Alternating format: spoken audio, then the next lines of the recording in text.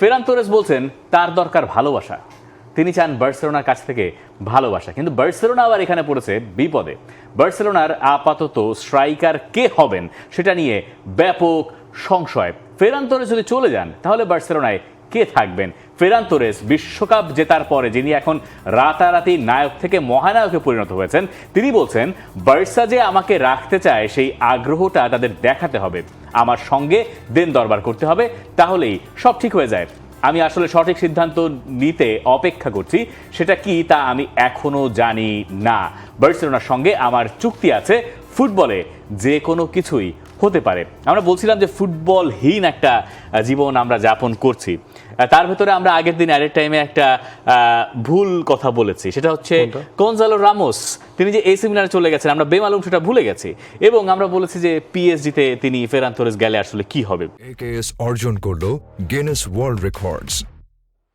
AKS কিন্তু আসলে তো পিএসজিতে এখন ফেরান তোরেস যেতেই পারেন, এবং পিএসজিও সম্ভবত ফেরান তোরেসকে চাইছে, কিন্তু বার্সেলোনার তখন আসলে কি হবে?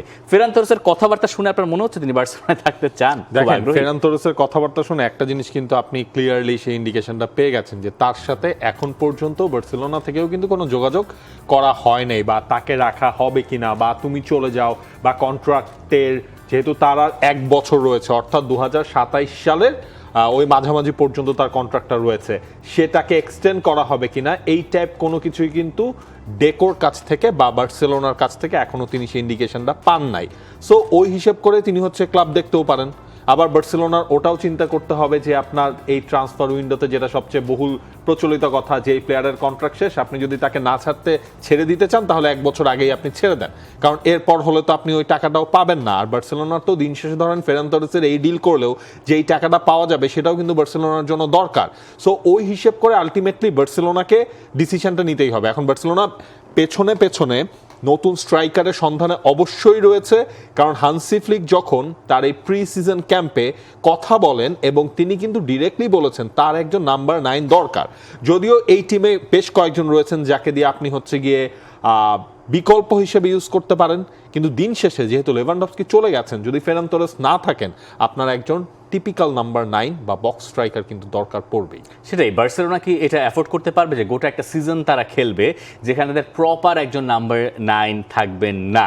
ফেরান তোরেস হয়তো ওইভাবে একেবারে প্রপার নাম্বার 9 নন, কিন্তু তিনি নাম্বার 9-এ খেলে অভ্যস্ত। বার্সেলোনা গতবার যখনই ফেরান তোরেসকে ব্যবহার করেছে, ফেরান তোরেসও সেই ভরসার প্রতিদান দিয়েছেন বেশিরভাগটা সময়। এরপর যখন লেভানডস্কি ফিট হয়ে ফিরে এসেছেন, তখন থেকে আবার ফেরান তোরেসের গেম টাইম একটু একটু করে কমতে শুরু করেছে। অনেক সময় স্ট্রাইকারদের ক্ষেত্রে এমনটা হয়, গেম টাইম যখন কমতে থাকে তখন তাদের আত্মবিশ্বাসের হারটাও ওই সঙ্গে পাল্লা দিয়ে কমতে থাকে। কিন্তু এখন যে ফেরান তোরেসকে আমরা দেখতে পাচ্ছি, সেই ফেরান তোরেস তো ডিফারেন্ট ব্রিড। তিনি এখন বিশ্বকাপ জয়ী, শুধুমাত্র বিশ্বকাপের ফাইনালে গোল দেয়া, বিশ্বকাপের ফাইনালে গোল করা।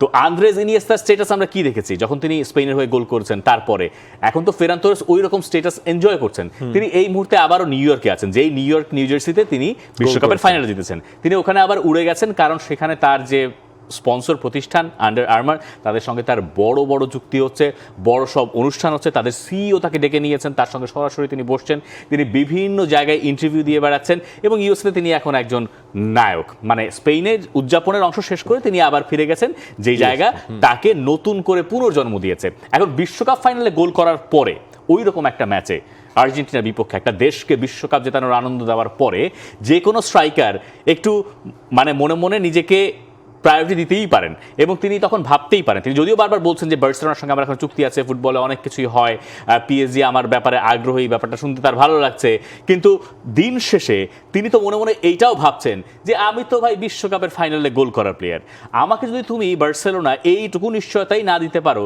যে তুমি আমাকে রেগুলার খেলাবে, এখন এই নিশ্চয়তা আমি কি করে দেবো? এই নিশ্চয়তা বার্সেলোনার দেওয়ার একটাই উপায় আছে, সেটা হচ্ছে নতুন কোনো স্ট্রাইকার না কিনে। কিন্তু বার্সেলোনার পক্ষে মানে যদি ফেরান তোরেসও আসলে থেকে যান, সেই ক্ষেত্রে বার্সা কি আর নতুন স্ট্রাইকার দলে নেবে না? হুলিয়ান আলভারেজকে নিয়ে যেভাবে ঘটনা প্রবাহ এগিয়েছে, এখন বার্সেলোনা আর আলভারেজের অবস্থা কি দাঁড়াবে এইটা নিয়েও এখনো সংশয় আছে। এখানে তো এখনো ধোঁয়াশা, কোনো কিছু পরিষ্কার করে বলার কোনো উপায় নাই। 1-2 সপ্তাহ ধরে নতুন কোনো আপডেটও নাই আলভারেজ এবং বার্সেলোনাকে নিয়ে। লাস্ট আপডেট যেটা, সে সম্ভবত মানে স্প্যানিশ এক দৈনিক দাবি করছে যে হুলিয়ান আলভারেজ এখন তিনি মানে বার্সেলোনার চাওয়াটা এরকম নাকি, তারা দাবি করছে যে হুলিয়ান আলভারেজ এসে বলবেন মিডিয়ার সামনে বা যে কোনোভাবে কানাঘুষার মাধ্যমে যে আমার এখন বার্সেলোনা যাওয়া প্রয়োজন বা আমি আতলেতিকো মাদ্রিদ ছাড়তে চাই। মানে এই ট্রান্সফার নিয়ে কি হয়েছে, আতলেতিকো মাদ্রিদের ওই সোশ্যাল মিডিয়া পোস্টগুলোর কথা চিন্তা করেন। বিশ্বকাপের আগে পরের ব্যাপারগুলো তো টাইম লাইন অনেক সময় হারিয়ে যায়, কিন্তু মনে করিয়ে দিই যে এই ঘটনাগুলো ঘটেছে যে আতলেতিকোর সঙ্গে বার্সেলোনার সম্পর্ক এখন এমন পর্যায়ে পৌঁছেছে যেখানে গিয়ে আতলেতিকো ওই দামের নিচে কোনো রকম কোনো নেগোসিয়েশনে যাচ্ছে না এবং যাবেও না। এখন সেটা কত, 100 million euro, 115 million euro, Barca নাকি 115 মিলিয়ন ইউরো দিতে প্রস্তুত আছে। কিন্তু তাদের চাওয়া হচ্ছে হুলিয়ান আলভারেজ যেন নিজ থেকে এসে বলেন যে আমি আতলেতিকো মাদ্রিদ ছাড়তে চাই। এখন হানসি ফ্লিকের ব্যাপারটায় আসেন। হানসি ফ্লিক বার্সেলোনাকে নিয়ে ইংল্যান্ড থেকে আবার দেশে ফিরেছেন। ইংল্যান্ডে 8 দিনের ক্যাম্প করার পরে তার মনে হয়েছে এটা বিশ্বের অন্যতম সেরা ফ্যাসিলিটি তিনি ব্যবহার করছেন। নতুন সিজনের জন্য তাকে এখন প্রস্তুত হতে হবে। আগে 2বার তিনি লা লিগা জিতেছেন, আবারও চ্যাম্পিয়ন্স লিগটা তারা টার্গেট করবে। এখন দলে আপনি বলছিলেন যে অন্যান্য যারা আছে তাদেরকে দিয়ে ঠেকার কাজ চালানো যেতে পারে, যেমন লামিন ইয়ামালকে আপনি কাজে লাগাতে পারেন, অথবা আপনি করিম আদিয়েমিকে কাজে লাগাতে পারেন, অথবা গর্ডনকে নিয়েছেন, তাকে আপনি ফলস নাইনে খেলাতে পারেন। কিন্তু এই নিয়ে আসলে হানসি ফ্লিক নিজেও তো খুব একটা কনভিন্সড না যে এটা সম্ভব কিনা। তিনি আসলে ভরসা রাখতে চান ডেকোর ওপরে, মানে বার্সেলোনার প্লেয়ার কেনা বেচার দায়িত্বটা আপাতত যিনি পালন করছেন সাবেক বার্সেলোনা ফুটবলার। হানসি ফ্লিক বলছেন আমাদের অপেক্ষা করতে হবে, ডেকোর উপরে আমাদের আস্থা আছে, ফেরানের ব্যাপারটা নির্ভর করছে সে কি চায়, দেখা যাক কি হয়। লামিন ফলস নাইন হিসেবে কয়েকটা ম্যাচ খেলেছে, কিন্তু আমাদের পরিকল্পনা ওকে নাম্বার 7 হিসেবে ব্যবহার করা।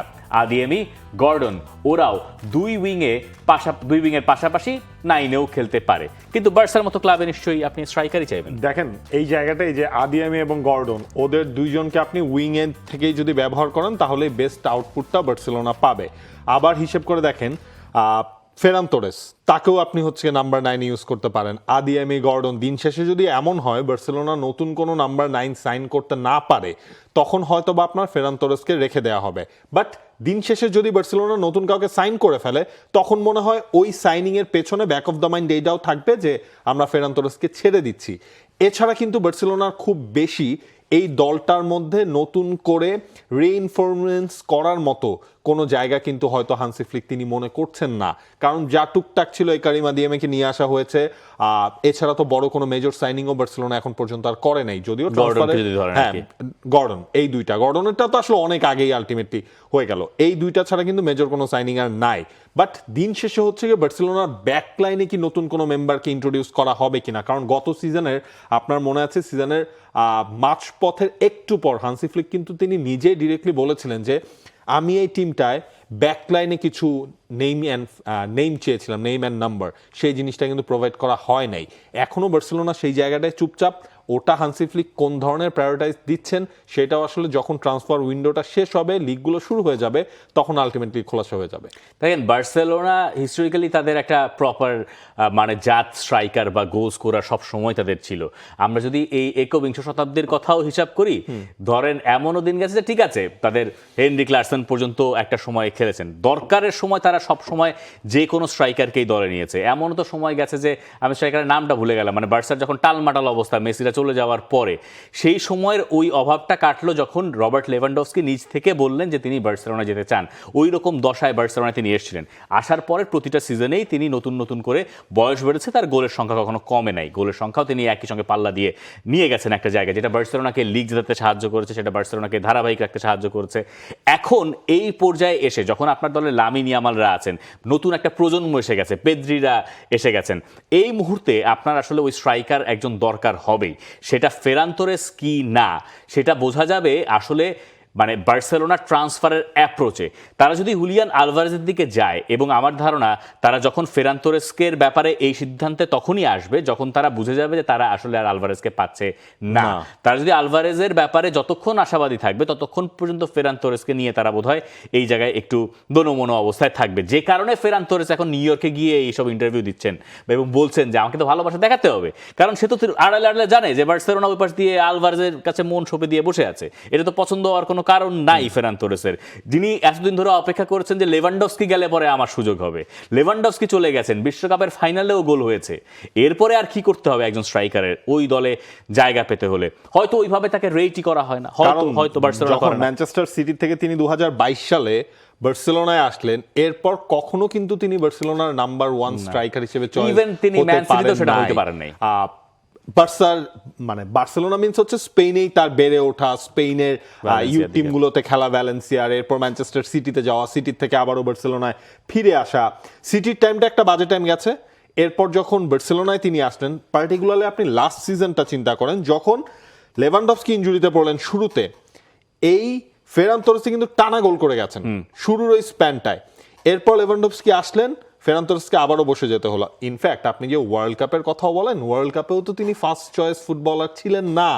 সেখান থেকেই মানে এটার সাথে তার ইউজ টু হয়ে যেতে হয়েছে। হ্যাঁ, এখন দিন শেষে ওই আশাটা তিনি যদি করেন যে বার্সেলোনা নাম্বার 1 তিনি হবেন এরকম একটা সিজন কাটানোর পর, কারণ আপনি দেখেন 200+ ম্যাচে তার 60+ গোলসও কিন্তু আছে, সুতরাং গোল রেশিওটাও কিন্তু এত কম না ফেরান তোরেসের। তার দিক থেকে ব্যাপারটা পুরোপুরি ঠিক আছে, কিন্তু বার্সেলোনার দিক থেকে আবার যদি আপনি চিন্তা করেন, তাহলে বার্সেলোনা লেভানডফস্কিকে রিপ্লেস করার মতো জায়গায় যদি যেতে হয়, তাহলে সম্ভবত আলভারেজের দিকেই তাদেরকে যেতে হবে। এখন এর মধ্যে আবার রিয়াল মাদ্রিদ এসে তাদের এখানে বাগড়া বাঁধায় কিনা সেটা আরেকটা প্রশ্ন। যেমন এখন রদ্রির ব্যাপারে বার্সেলোনার আগ্রহের কথা শোনা যাচ্ছে, রদ্রি মিডফিল্ডে আবার আসবেন কিনা, যদিও সম্ভাবনা এখনো পর্যন্ত এই গুঞ্জনের মানে যদি আমরা জোরের কথা হিসাব করি, এখনো জোর ওইভাবে পায় নাই। কিন্তু ফ্র্যাঙ্কি ডিয়ং এর ইনজুরি বা সবকিছু তাদেরকে কিছুটা হয়তো মানে ভাবালেও ভাবাতে পারে। এই যে বার্সেলোনা এখনো তো ওই যে ট্রেনিং সেশন তাদের চলছে, সেখানে তারা এখনো ওয়ার্ল্ড কাপের প্লেয়ারদেরকে পায় নাই। ওয়ার্ল্ড কাপের প্লেয়ারদের পেতে তাদেরকে আরেকটু অপেক্ষা কয়েকদিন করতে হবে।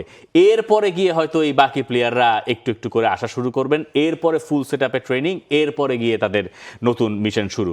কারণ বার্সেলোনাকে এইবার আপনি ধরে রাখতে পারেন যে গতবারের চেয়েও বড় পরীক্ষা দিতে হবে, কারণ দলে লেভানডফস্কির মতো প্লেয়ার তো নাই, আর তার উপরে ওই পাশে রিয়াল মাদ্রিদ তারা আবার কোমর বেঁধে মাঠে নেমেছে। আমরা রিয়াল মাদ্রিদকে নিয়েই কথা বলবো, রিয়াল মাদ্রিদ ট্রান্সফার নিয়েও কথা বলার বহু কিছু আছে। বার্সার ট্রান্সফার নিয়ে আপাতত আপনি আপনার মন্তব্য আমাদেরকে জানাতে পারেন কমেন্ট সেকশনে। For more updates, subscribe to our YouTube channel and click on the bell icon. Follow us on Facebook and Instagram. Download T-Sports app to enjoy exciting games and highlights. Visit tsports.com.